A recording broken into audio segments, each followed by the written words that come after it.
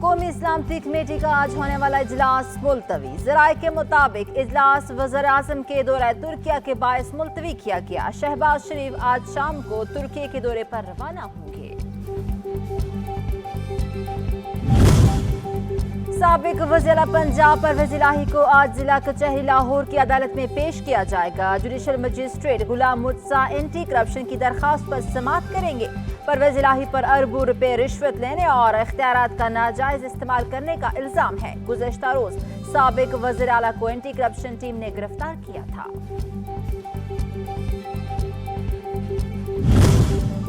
साबिक वज़ीर दिफा परवेज खटक ने PTI के PK की सदारत से इस्तीफा दे दिया। इस्लामाबाद में प्रेस कॉन्फ्रेंस करते हुए 9 मई के वाक़यात की मज़म्मत की। कहा, इस दिन जो कुछ भी हुआ सही नहीं था।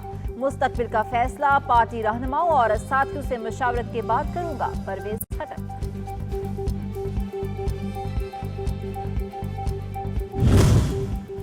साबिक सदर आसिफ अली जरदारी की लाहौर में डेरे। सेंट्रल पंजाब और लाहौर की पार्टी क़यादत की मुलाकातें। अहम शख्सियात की पीपल्स पार्टी में शमूलियत मुतवक्के। आसिफ अली जरदारी की चौधरी शुजात से मुलाकात का भी इम्कान।